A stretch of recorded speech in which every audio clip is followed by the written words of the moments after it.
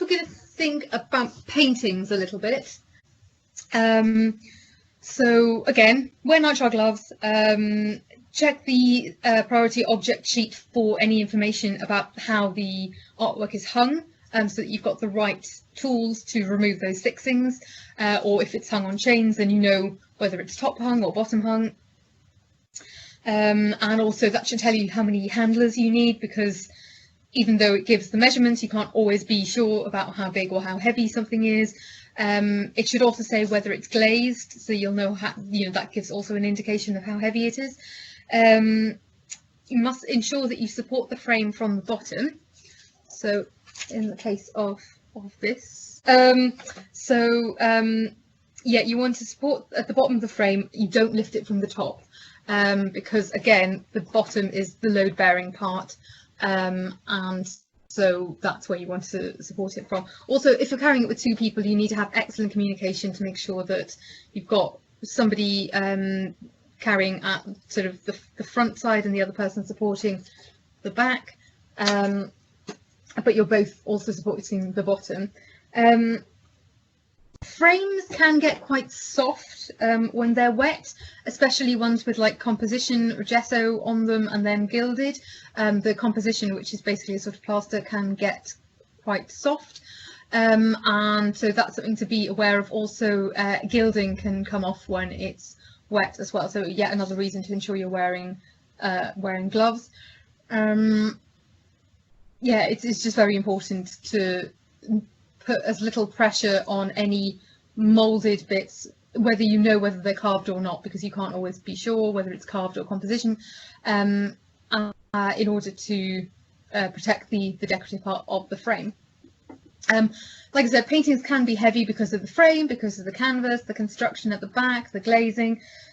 So don't move unless you know you've got enough people, because it can be really dangerous to try and take a painting down off a wall, or trying to get it up some stairs, for example, if there aren't enough people to do it safely. You will probably need to use ladders in a lot of cases, so using them safely. Paintings can discolour if they get wet. So as well as not touching the frame, you also want to avoid touching the surface. In the case of this is a pastel, so you want to ensure that it doesn't tip forward, because if a pastel tips forward, then it's possible that the pigment will loosen and come away. And also, because paintings are often on organic surfaces, or the paintings themselves are organic, and often also if they're glazed, then there's a small microclimate trapped in between the painting surface and the glass. They can be, again, susceptible to mold growth. So that's just another thing to consider.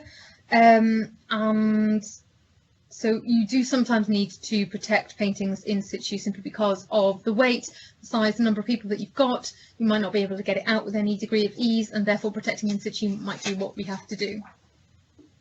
If the painting is wet, you might need to remove it from its frame. Luckily, this is not a fancy frame, so that's good. And you will want to lay it horizontally, paint side up on blocks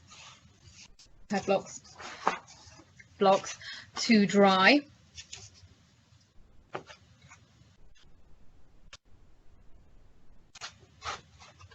Obviously this one's quite small, but with a larger, say a 3/4 size portrait, then you'd probably be having blocks going diagonally at each corner in order to allow it to dry, and then that allows a circulation of air. You don't want to remove the painting from the stretcher. This obviously is not on a stretcher. This is just a work of art on paper, and then it's just got a very, very thin board supporting it. But the stretcher is very important in order to keep the paint in the place where it wants to be. If you try and take it off the stretcher, then it's quite possible that it will sag or ping, and that it's very, very likely to cause damage to the surface.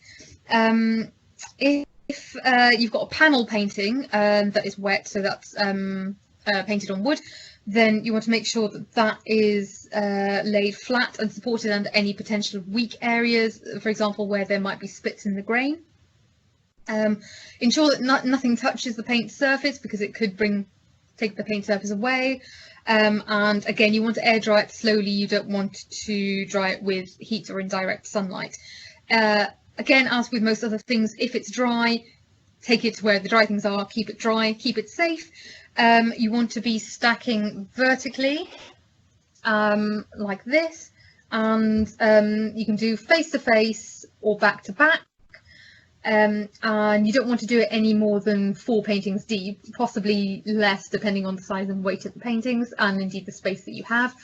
And you want it to be done in descending order, so the largest one is at the back and then they go down. And you need to use pads to separate the frames, or blocks of plaster or T-bars or U-bars if those are available. So yeah, so paintings are fairly straightforward. The fiddly bit is actually getting them out of the frames sometimes, especially if, say, we didn't have Denny around, and making sure that we have the right tools in order to do that if they're getting wet.